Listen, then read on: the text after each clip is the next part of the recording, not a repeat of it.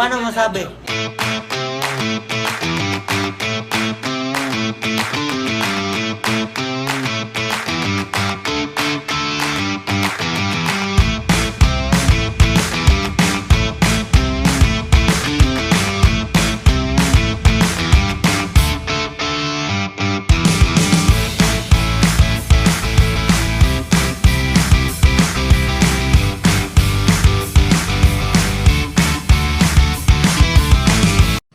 Yun, good day mga kahabi. So, update ko lang kayo dito sa ating pairing na ito. So, nakapisa na nga si Parsa at saka si Dagip. Ito, dalawa yung inakay. So, isasama natin to sa summer race. So, abangan nyo lang guys. Susuksukan natin to ng singsing.